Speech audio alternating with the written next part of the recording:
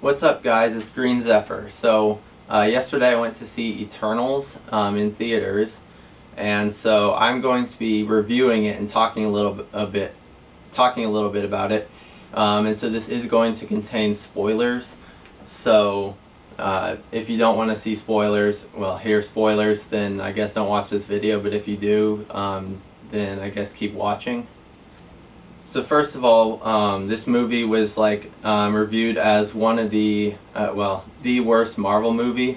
It's like a 49% on Rotten Tomatoes, and so I would, after watching it, I'd probably rate it like a 6 out of 10. Honestly, it was. At first I thought it was a good movie, right? Well, I was watching it and I'm like, okay, this is pretty good. Finished it and I'm like, yeah, that was a pretty good movie. But then now, the more I think about it, the more I'm like, it's not that great actually. Because first of all, like 3 of the characters end up dying, and then 3 of them escape on the ship, and so basically. A huge problem I have is that sure, they all have superpowers, right? But like the fact is that only 5 of them actually have like weapon superpowers, and so in the movie, as you can see when you watch it, that the fact is that half of them can't even defend themselves against the deviants, and so the 5 that actually have weapons would be Thena, who can construct weapons. And Icarus, who is basically like the Marvel version of Superman.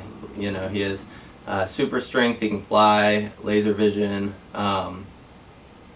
and then Gilgamesh has like gauntlets that he constructs to punch things, and he's somewhat super strength, I guess. Honestly, I feel like it's stronger than Icarus's strength.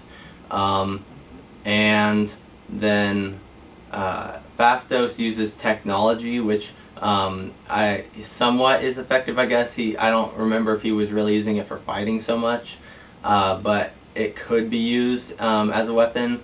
And then Kingo shoots energy blasts out of his fingers and can use his hands to form energy balls to throw at things. So that's pretty effective, but it's still nowhere near as powerful as like Icarus's heat vision, for example. I always felt like they were just underpowered against the deviants, and there's only like 5 or 6 of them that were in the present day fighting. And so then the other problem, because of that, with the fact that they can't really defend themselves, Ajax gets killed by Icarus, who turns out to be basically the villain. Icarus shoves her off a cliff into an area with the deviants who are thawing out of the ice. And then basically there's the leader of them absorbs her powers. Icarus takes Ajax back to her house where she was staying, and leaves her dead there, so that earlier in the film, in present day, when Circe and Sprite go and find her body there, they see that she is dead. And we think it was the deviants, which technically it was, but Icarus was the one who brought her to the deviants to be killed. And in the movie, you can see she is 100% defenseless against the deviants, because her only power is healing, and that doesn't do any good against a deviant that can suck her powers out of her and absorb them. And then Icarus basically goes out and tries to kill pretty much every single one of the Eternals because they get in his way of trying to stop him.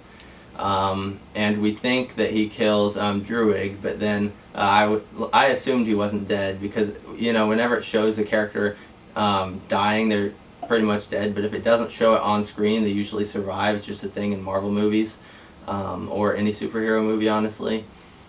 So he doesn't die, but he gets lasered into the earth quite a bit.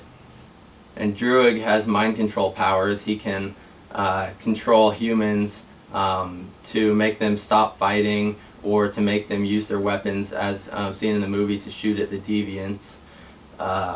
And Circe has somewhat pretty good powers, honestly, except she can't use them on living beings. She can transform matter into other forms of matter. So like she can take a rock and turn it into something else. But she can't turn like a deviant into, like grass or something, or water. But then in the movie she actually is able to at one point. She doesn't know how she does it, but she becomes able to.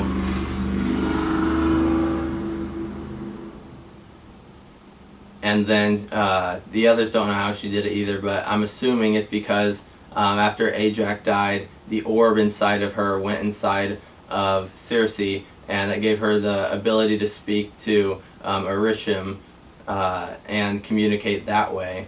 And I'm assuming it also gave some of the powers to Circe. So it gave her like extra strength, so she was able to turn the deviant into a tree. And then, also I'm assuming people were hating on the movie. Well, I'm not assuming, I know that people were hating on the movie because there's like a 10-second sex scene, and also because of a gay kiss, and that was a factor into the reviews as well. But that, that's what I originally thought was going to be like the problem with the movie that people were hating on, but like now I see after watching it that a whole lot of it is just because of what happens in the movie. Because Icarus completely turns on them, and at one point it seems like he's going to kill pretty much every single one of them, but they are able to stop him. And then, so Gilgamesh is also killed by the deviant. It absorbs his powers too, and then gets his gauntlet powers. So he and Ajax die to that deviant. And then Icarus, at the end, he realized he was wrong, and he felt sorry for himself and said, I didn't realize it at first until like a few minutes ago. So he flew into the sun to kill himself, and so it's like Icarus in Greek mythology, where he flew too close to the sun, which they even referenced in the movie. So I thought that was pretty interesting. I just recently realized how, yeah, that's why he flew into the sun. That's why the developers and producers, the story was created so that he would fly into the sun as his end. So that was pretty interesting, I think. And then the end credits scenes. So the first end credits scene has Thena and Drug and Makari, which escaped on the ship and flew into space. And so it has Harry Styles as Star Fox, and he appears onto their ship. So after a long period of time, a new celestial is born out of a planet that's like Earth, and after it emerges, it destroys the planet, and as it does so, it gives birth to tons of Eternals in that universe. And so that's what was happening to Earth in the movie. One of these celestials was rising out of the Earth, and the Eternals were trying to stop it, except Icarus was trying to prevent them because he wanted to follow Orishim, and he didn't want to give in and stop it from happening. He didn't understand why he had to.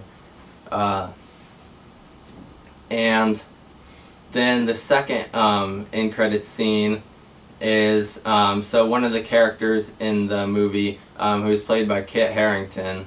So in the second end credits scene, I guess at the very end of the movie, we learn that he had a secret that he didn't know about until he talked to his uncle.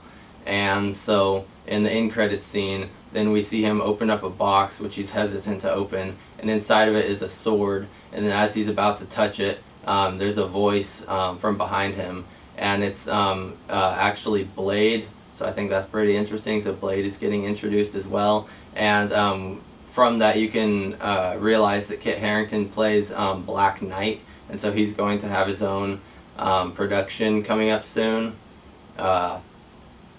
And so yeah, we get Black Knight and Blade added in, and and then the other thing I find interesting, so at the very end it's like the Eternals will return, like in all the Marvel movies, Ant-Man will return, the Avengers will return, stuff like that. But then a whole lot of them are either dead or missing, and so yeah, that's pretty interesting, honestly.